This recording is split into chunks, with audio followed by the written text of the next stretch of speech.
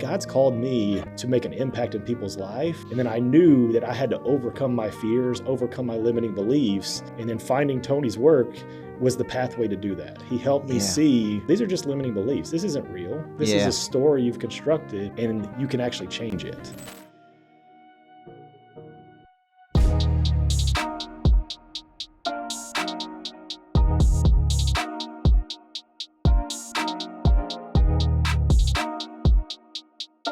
Okay, welcome back to another episode of America's Coach. I'm Coach Michael Burt right here in the Level 10 podcast studios at the Greatness Factory. And we've got a real treat for you today. Dr. Justin Moseley. Thanks for having me. Doc I'm Moseley? excited. I mean, do people call you doctor? Do they call you Justin? Do they call you? A lot of people call me Dr. J. Dr. J. Yep. Like basketball. Like Dr. J. Yep. And by trade, I guess, you and I have known each other for a number of years. Yeah. So, chiropractor by trade, but then I had a near-death accident in 2018. Okay. So that's what was the wake-up call for me. Okay. And God's got something bigger for me. I was living my purpose. I was helping people, making a difference locally in our community. Okay. But God showed me if I truly wanted to make an impact that I'm called to make, I need to exchange my comfort for my calling and go out and do something bigger. Now, all right, so that was do you talk about that accident? Like what happened? Yeah, I actually did a TED Talk. So in 2022, I did my first TED Talk. Okay. And that was on lessons I learned from my near-death accident. Yeah. So I was whitewater rafting, just on a men's retreat in the Ocoee in Tennessee here. And we hit the Class 5 rapids, and it was just a freak accident. The raft flipped over, and I was sitting on the back of the raft. Okay. And just got, as it flipped over, I got trapped underneath the rapid itself. It started pushing me underwater. Okay. I still remember the sound of my helmet scraping down the rocks as I was being pushed under. And the last thing I remember thinking is, I'm not coming back up. Yeah. And everything went black, and then everything went bright white. And it was the most peaceful, serene feeling I'd ever felt. And lost consciousness, trapped underwater. Okay. And then I don't know how long that lasted, but I heard a voice that said, wake up. Okay. And thankfully I did, because I came back to consciousness, still trapped underwater, wedged between two rocks. And I tried to push, and I didn't budge.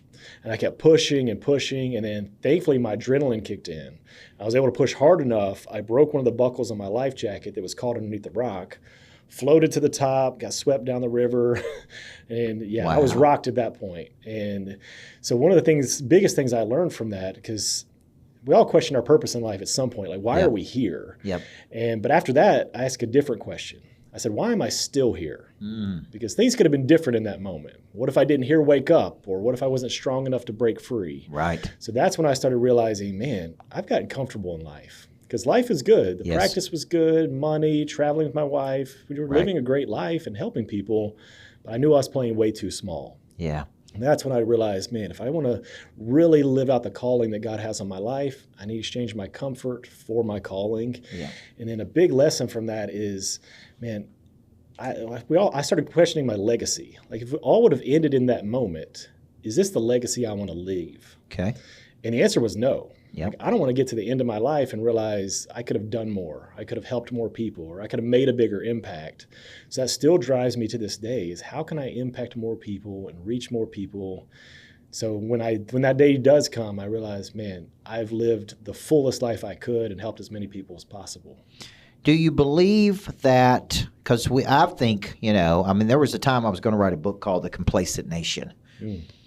The definition of complacency is a gradual settling to a place of mediocrity. Right, yeah. I always say, anybody wake up this morning and tell their kids to go to school and gradually settle to a place of mediocrity? But gosh, human nature is to get comfortable. Right, yeah. And so mediocre means to go halfway up the mountain. Mm-hmm. So you're really settling to go halfway up the mountain. Now, I've studied regret.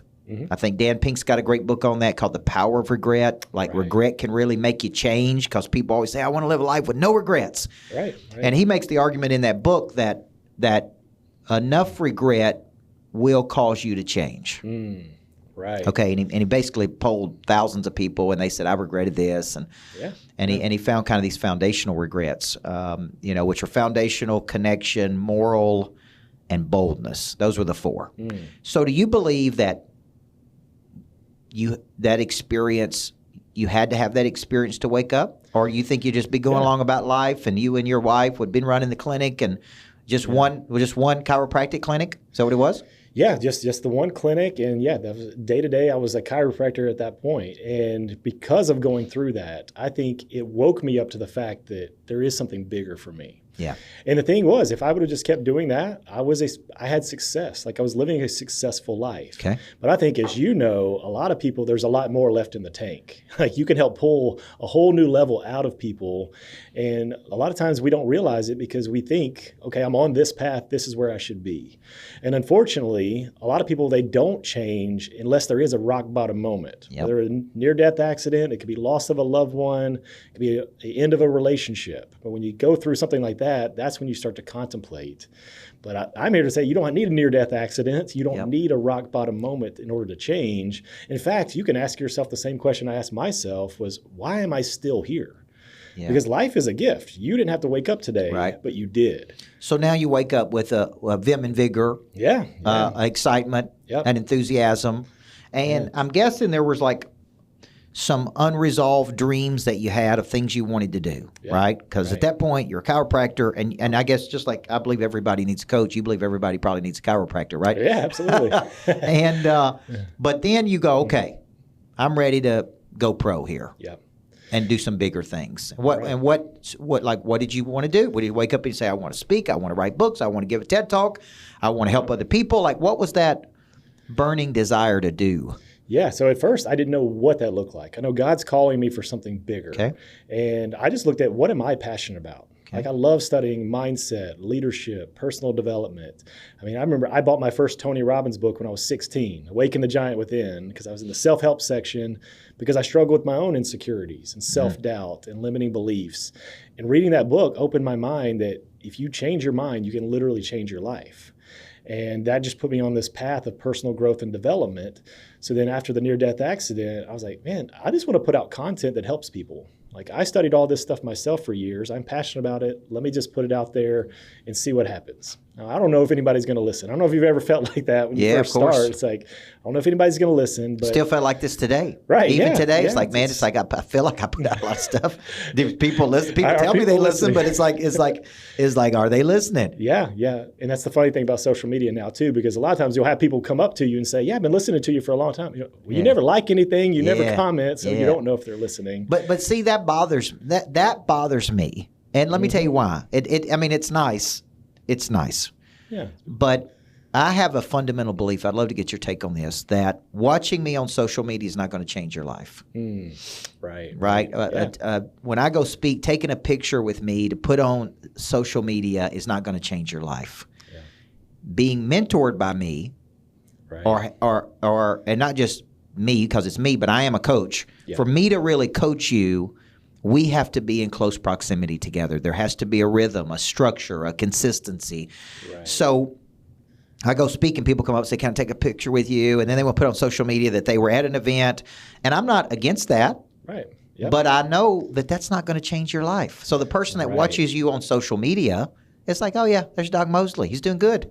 Yeah. But I really believe being in close proximity to you, maybe being mentored by you, coached by you, in a program with you. Yep. That's what's ultimately going to change your life, going deeper with you. For sure. And I think Zig Ziglar talked about that back in the day. That's why he had so many programs, because he's like, you're not just going to listen to me and change your life. You've got to apply the actual stuff that I'm teaching. So, and the deepest level to do that is that mentorship relationship, because it actually takes the concept and puts it into action. And the biggest thing people need is the accountability to actually follow through with it. So I know that's what you're big about. It's like, hey, I can tell you what to do, but you got to actually take action. Yeah, and so to that point, if you're out there and you're watching this, you're listening to this under America's Coach, under the podcast, just know that the book won't change your life. Like when I read The 7 Habits of Highly Effective People, it opened my mind. Right, yeah. Studying Covey's work for 8 years changed my life. Right. Now, I didn't get to work personally with him. I got to work with his trainers and I got to go through his content. But I imagine if he had said to me at 25 when I met him, spend the next year with me. Yeah. And that would have changed my life. Yeah. Well, and I'll push back a little bit there too, because I think like you had your mind was open. The same thing happened with me with Tony Robbins. I read the book and it opened my mind to, If you change your mind, you can change your life. So that concept did change my life. Yep. But then I went on to study his work and go to his That's right. programs, his live events, and I went deeper on the work. So I think the beginning of changing their life is maybe that one thing you said in a keynote. Yeah. But then they need to get your books. They need to move toward mastery. Yeah, they need to. So there's so many people that have been impacted by Tony Robbins, right? And then there's people that he doesn't resonate with at all. Right. But I was with a guy on Saturday night who has a very successful rehab company, young guy's got probably, I don't know, $250 million business. Yeah. And he said, I went through all these levels with Tony Robbins, right? What did Tony Robbins do for you? Yeah, for me, it was because of where I was personally. I was a kid in high school that I was shy, introverted, and I just did a recent TED Talk where I talked about how I overcame my fear of public speaking. And I shared, like, even from the second grade, I was reading in front of class and I was fumbling over my words and I was so embarrassed. I anchored in a story that I shouldn't speak in public. So I stayed quiet for years, and I had other things. I got into college and almost failed a speech class because I had a panic attack during my speech. So over the years, I kept getting these things anchored into myself of, you're not good enough, you can't do this, this isn't for you. Speaking is for the people like Tony Robbins. But I think it was a mixture of my own inner drive, the vision that, man, God's called me to make an impact in people's life. And then I knew that I had to overcome my fears, overcome my limiting beliefs. And then finding Tony's work was the pathway to do that. He helped me see, no, these are just limiting beliefs. This isn't real. This is a story you've constructed, and you can actually change it. So when I went to a Tony Robbins event, somebody's asking me the other day what my feelings were on Tony Robbins. And I think the guy's obviously a genius, what he's done. There's no way he can impact that many people, energy levels. But when I went to an event in California, I wasn't ready for it. I went more not to be transformed as much as I did to observe and learn. Right, yeah. Okay. Yep. Now, having said that, because I wasn't in that mindset, I did notice that most of the people there were going through some type of life transition. For sure, yeah. They had hit a rock bottom. They were sick of the results they were getting. They were going through a divorce. They lost a loved one. Right, yeah. That was a common theme of everybody. It's where they were in life. And they were looking for somebody to flip the switch, in some kind of way. Yeah. And so, because very seldom do people motivate by potential. It's almost like where there's no pain, there's no change. Right. And he's big on that. You're either going towards pleasure or away from pain. I'm curious, how long ago did you go? It's been 10 or 15 years ago. Okay. But you were still engrossed in these, you'd been studying these concepts. Yeah, I was studying for it. years. It's like, but I was a Covey disciple, and Covey's so deep and methodical, and I just wasn't used to that cycle of coaching or style, I guess I would say. Yeah. And the more, that's what I was going to ask you about, because now that we've studied this stuff for years and you go to something like that now, I see the kind of the psychological stuff Tony's doing. And he's setting you up to sell his business mastery and his 100K program. And there's a lot of that's weaved into the program. Yep. So that's kind of how like I take it in now. It's like, Well, when you see that, so was there, because I only went one time, what did you see? Is there a form of embedding or pre-framing or it's just, or he believes, like I do, in mastery? And that he is. I mean, that's the thing. The deeper you go with anyone, like you said, the more better results you're going to get. He just takes that and gets people in this high emotional state. And you're believing in that moment, I can do anything. I can run through a wall. Right. Well, if you really want to go to the next level, that's why we have business mastery. If you've got a business and it's stuck, this is what's going to get you to that next level. Yeah. So you're in this emotional buying state, and then they say, okay, this is the program for you, and then people run after that. Wow. Would you say that he's one of the biggest influences on your life, or would you say there's somebody else that you studied? Yeah, I think he was probably the biggest one, the first one. And then he led me to finding Jim Rohn, because Jim Rohn was a mentor of his. And then Jack Canfield, I loved the way he would tell stories and that way. And a lot of the personal development people to Les Brown and different people, but I think Tony's probably the one that had made the biggest impact. Yeah. And then I found you along the way too. Yeah. You helped inspire me to package my coaching and do the things I'm doing now. So that was really helpful. So what would you, I still remember us having a meeting over at the the first building over here that we got kicked out of. Right. At one event, that's why I always tell people we tried to do this at Greatness Factory 4 or 5 times. And one time I actually got kicked out of a building because they said we brought too much energy to the building. Yep. But I remember you and I meeting there because it was a beautiful building. Oh, yeah. We were up on the 9th great. floor and could see the river. And, I remember you talking about that. So and we were talking about packaging, and I think you went through, if I remember correctly, person of interest or something like that with me. Yep, I think it was the coaching summit. Yeah. So you did that, and a person of interest as well. Yeah. So what do you consider yourself a specialist at? Because I see a lot of chiropractors that get into the personal development space. Right. What would you say your specialized skill set is, and what problem are you trying to solve with people? Yeah, and it's changed over the years too. So really, I dive deep into the subconscious mind and reprogramming. Okay. Because that came from myself. Like I was programmed to think a certain way. And I think a lot of people, they can get fired up, they can find their prey drive, and then they realize it goes away every day because they get programmed that this is just the results I'm always going to get. Yep. So you got to mix their drive with the new programming. A lot of people are walking around like you got an iPhone 4 when they're on the iPhone 16 now. You got to upgrade the software. That's what our own program becomes. It's like, no, we got to have an upgrade. You want bigger dreams. You want to achieve it. It comes with a bigger belief. Okay. And that comes from surrounding yourself with the right people, the people that you study, all the things, having other people that can believe in you. Because that's what it all comes down to is belief. Do you really believe? Because you can get motivated to do anything. Right. If they don't believe it, you're never going to achieve it. Yeah. And I like borrowing belief from someone else. Yep. Like that's where the right mentor relationship, like they can see something in you that you don't see yet. And you can feed off of that belief. And then I think looking at the people you look up to, like people listening right now, you see what Coach Bert's doing. What if you believed in yourself as much as you believed in him? Like if he came into your situation, you're like, oh yeah, he would handle this. He would fix this business problem. He would do all these things. Yeah. What if you believed in yourself as much as you believed in them? Or your kids. Your kids think you can do anything. Yep. What if you believed in yourself as much as your kids believe in you? Yeah. So I'd really try to help people get that belief that what they dream for is actually possible. Hey, it's Coach Michael Burt, and I like to say nothing happens until your prey drive is activated. That prey drive is your instinctual ability to see something with the eyes or in the mind and have the persistence and the intensity to pursue it. The first step to securing your seat at a bigger table is activating you. That's exactly what the Prey Drive Planner helps you do. This is the same tool I use every week to plan my biggest goals, break them down into daily actions, and hold myself accountable.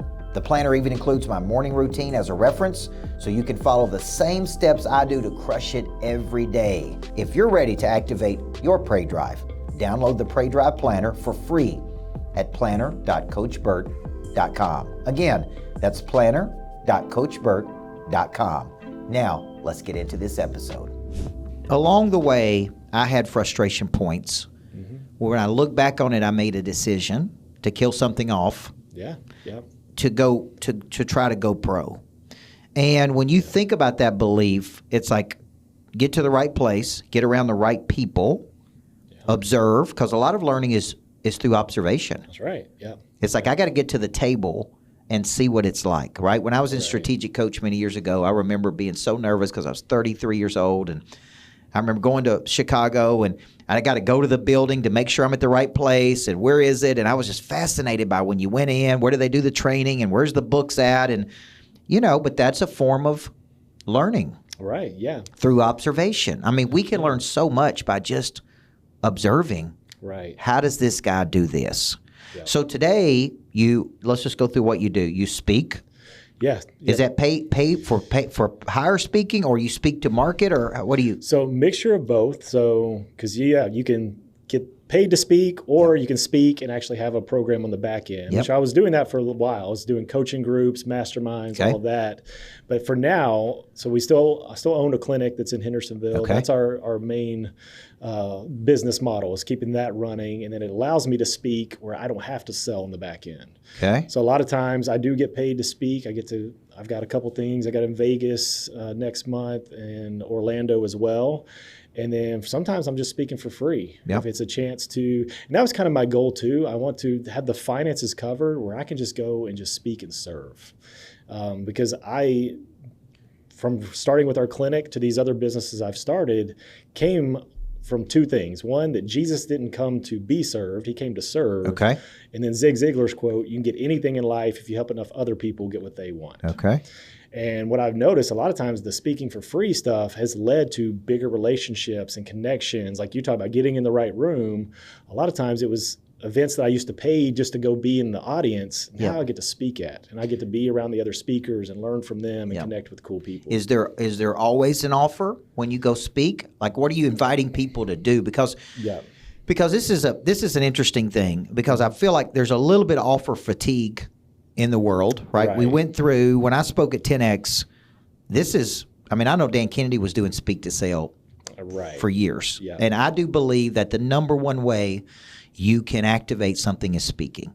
Yeah. Just like you speaking on the TED stage, just like you speak. To me, there's no faster way to build affinity with a complete stranger than an event and speaking. Right. Okay. But then it's like, I remember speaking at 10X in 2018, and it's like, we're going to provide 10,000 people. You can make an offer. We're going to keep half of it, and you keep half of it, right? Right. And then that started a trend of about 4 or 5 years where people no longer wanted to pay speakers. Right. They wanted to say, well, we'll bring the audience, and you can make any pitch you want to. Yeah, make your own money from that. And then people started going, well, dang, I want to learn. I don't want to be pitched. Yeah, because then it turns to every speaker's pitching us. And it becomes a pitch fest. That's right. Right? And we're going through this because there's a group that booked me to speak the other day, and part of the deal was they did want to pay my full speaking fee, which right now is $25,000. Yeah. But they want to pay me a reduced fee, but then they didn't want me to make an offer. And I'm sitting there like, well, this is how I make money. Right. Yeah. Like, y'all sell houses. Why don't you sell houses at a reduced commission? Right. You know what I'm saying? Or give them away for free. Yeah. Because that's what you're asking me to do. Yeah. So at first, and then they're like, well, but we're going to put you in front of all these people. And I'm like, I get it. And I appreciate that. Yeah. But a part of me also believes that people come into it with a defensive mechanism, like how he's going to pitch me. Right, yeah. I actually look at it as we are inviting you toward mastery. Right. I see Dr. Moseley. I like him. I think he can help me. Yep. I want to go to another level. He invites me to go with him. I don't have to. Yeah. Like, I'm a grown person. Yeah. I could be offended by you making an offer. Right. Or I could say, but if, in my opinion, if you are good enough, what I would do as a learner, because I actually believe it's the learner's responsibility to extract maximum value from the teacher. Right. Okay. Yeah. If I saw you and I go, that dude can help me, I would just walk up to you and go, how do I work with you? Right. Yeah. And I think that's the beauty of you. Like, I've seen you speak a lot over the years, and you don't have a pitch mentality. Like, when it comes to your speaking, like, they don't feel like they're being pitched. It does feel more like an invitation. It feels more like, man, I really like this guy. I like what he's saying. What is the next step? They're pretty like wondering, like, how do I take a next step with you? So versus a lot of the people that you speak with in the circuit, like pitch, buy now, go to the back, sign up. Like, it's this whole pitch, but you have more of this, like you said, an invitation. And I think that's a lot more acceptable for the audience to be like, no, I really like him. I actually want to take a next step with him. Is that how you do it? So number one, let's for the viewer that's out there, because there's a lot of chiropractors and business people that have a desire to do this. Yep. Is this, like, help me to understand because a lot of people want to come into the coaching business after they built a successful business. Like, it's one thing for you to have a successful chiropractic business, and that's your primary flow of income. Right. Okay. Yep. And go over here and speak. Yep. But a lot of people, and that's actually a very good way to do it, in my opinion. Yeah. You have a real business versus saying, I'm going to go over here and make all my money speaking. Right. Okay. So and pay your dues over there. That's right. And it's like, okay, because people come to me that's built a $100 million business and say, man, I want to speak, and you should just coach Bert. And I go, well, yeah, but it's easy for you to say that because you already built a $100 million business. Right. And speaking to you is just fun. But what if speaking's the way you make a living? Right. And there's commoditization of coaching. So do you look at it like, hey, I am primarily a specialist at rewiring the subconscious mind. Yeah. Okay. I write books and I speak. I'm also a business owner and entrepreneur. Mm-hmm. Is that how you see yourself? Well, and that goes back to the story of how I met you. Okay. Because I go through the near-death accident. I'm trying to figure out, okay, I'm called to speak over here. So I just started putting out content. That's how I started. Okay. And then January of 2020, I started a Facebook group. Okay. And that goes back to, I don't know if anybody's going to show up, but I started the group, and it went to 1,000 people in the first month. So I was like, oh, well, people are here. And then they kept showing up, and more people kept joining. And I was like, wait a minute, other people are getting paid to do this. Like, how do I monetize that? So then that's when I found you, and you had the coaching summit, and you had the different workshops, and talked about packaging. You got to package the things. So that's what led to me launching mastermind groups that were around rewiring the subconscious mind and helping them overcome the beliefs and making real change. So that led to mastermind and coaching. And then back to, let's say, fast forward to now. So I just did go back to December of 23. Okay. I was sitting down with a friend, Jason Duncan. You know Jason. He said hello. I actually had coffee with him this morning. Yeah, great guy. So in 2023, December, we were talking about 2024, like how many speaking gigs we have on the books. As a speaker, you start planning out. And at that point, I was like, I have one focus. I'm about to deliver in April of 24. I'm going to do my TED Talk. And that's my only focus. Okay. But this is the God math with it. So I went from that's the only thing in 2024, that one thing. But then God just started opening doors. January, all these speaking events started coming. I ended up doing 37 speaking engagements. When at December of 23, I had one on the books. And God just opened the door and said, here is the event. So I think it goes back to the offer. So now my offer is different. I've been going on a speaking tour and even podcast tour talking about my TED Talk. Because the recent one is how to overcome the fear of public speaking. Yeah. Because I believe everyone's got a message to share. Yeah. And I hid for so long, kept my story inside because I was afraid to speak. And I was an introvert and all these things, the stories I made up. But I truly believe everybody's got a message to share. And I want to encourage, inspire people to share their message with the world. Yeah.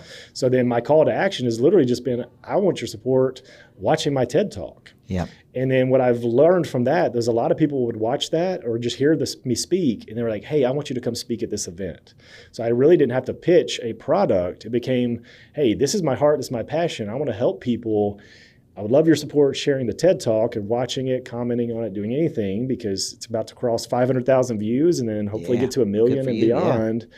But then that's what's led to other opportunities along the way too.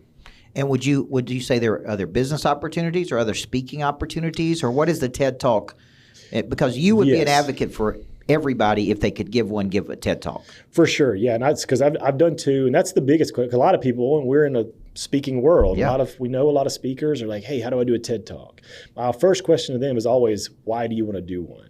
Because if it is, your heart's like, well, it can boost my notoriety and get me this or that. I'm like, that's not the right reason. Because even TED's platform is all about an idea worth spreading. Yep. So if you truly have on your heart an idea that you think can change the world, that's when you do a TED Talk. Yep.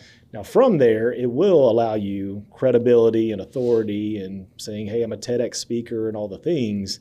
But it starts with having the right heart. You got to have a message in your heart that you think can change the world and bring that idea to the stage. Yeah. So you overcome your fear of speaking by speaking. Yeah. And that's where literally I looked up at Tony Robbins and I was like, man, look how he can just influence people. Yeah. He can be on a stage and have thousands of people and get them to change their life, at least for that weekend or whatever it is. So I was looking at that of like, man, I feel like I can do that. I could see myself being on stage, but still my own belief is it's not for me. Yeah. I can't do it. You leave that for the Coach Burts or the Grant Cardones or Tony Robbins, all them. But it finally came down to making a decision of no, God's called me to do this. So in order to do that, I've got to overcome my fear.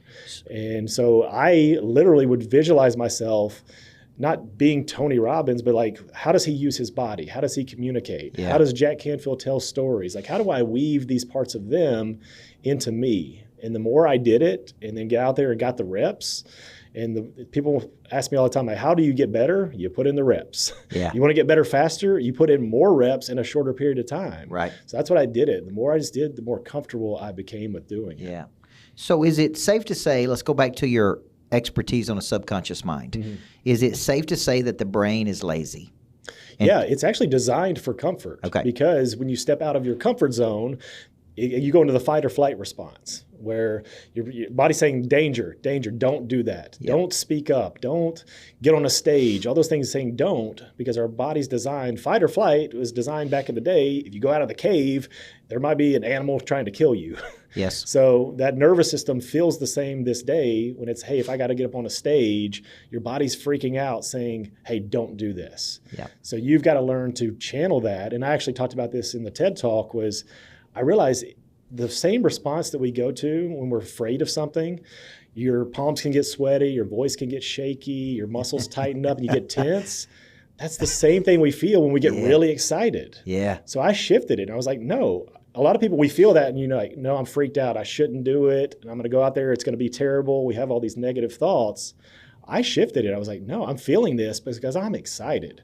I'm going to go out there and I'm going to change somebody's life today. Yeah. So I used that same feeling and just shifted the thought in my mind of, no, you're afraid, you're scared, to I'm excited. And just that one shift changed everything for me. Yeah. So you got me thinking when I wrote Flip the Switch, our chapter 2 was the power of the subconscious mind. Because I was trying to show people the brain's lazy. It's going to wake up and repeat these patterns. That's right. It's going to do the same thing every day until you tell it what to do or what you want. Yeah. And then it becomes like a supercomputer. Right. Yeah. And starts going, who can help me do this?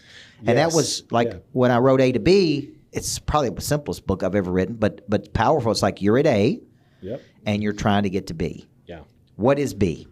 And the people say, well, how do I define a B? And I'd say, well, it's highly enjoyable. It's highly profitable. It's highly meaningful, right? Yeah. The whole reason I built this place was because I was looking for passive income. I was looking for kind of a cool commercial real estate play.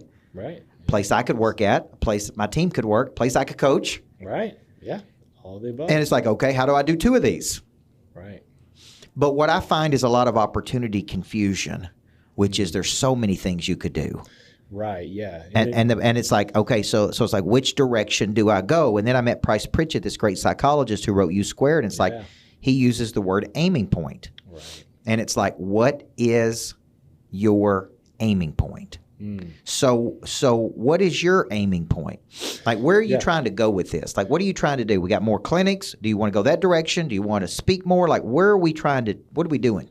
Yeah, and I think that's a powerful thing, going back to the brain is lazy and you got to tell it what to do. And I think that's where the mentorship comes in, because the hardest thing for people to answer is, what do you want? Yeah.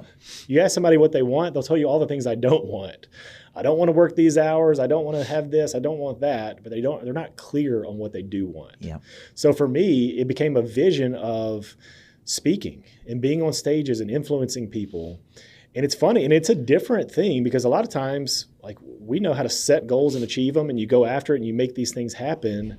But it's been a little different. I think that's where being a believer, it's like God's opening doors for me. It's like I set the vision and I can see myself on stage and influencing people, but I'm not having to call 100 people and ask to be on stages. And it's like, I just hold the vision in my mind and see myself being on the stage and influencing people. And then God just shows me, puts me in the right room, connects me with the right people, who knows this person who has an event. So for me, going back to your question, it is, okay, how many more people can I influence? Because it's waking up every day. And it goes back to when I was in college. I still have the whiteboard written on it. It says, make a difference in someone's life today. And I have that even back then, right before my door, before I go outside. And I just look at that, make a difference in someone's life today.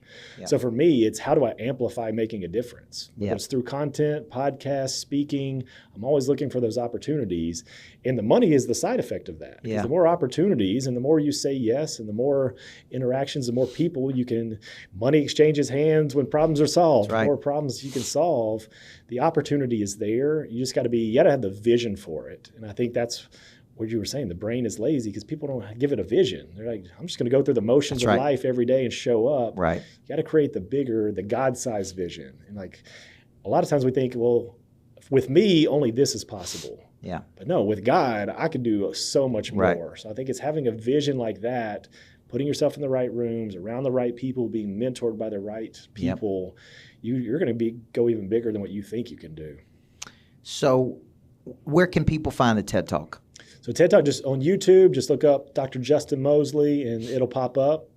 And yeah, it's how I overcame my fear of public speaking. And then it was cool. I mean, it was one of those, it was definitely a God thing. God put this on my heart to share, because I did my first TED Talk in 2022 and I started speaking a lot. And then people would come up to me and be like, man, I would love to do that.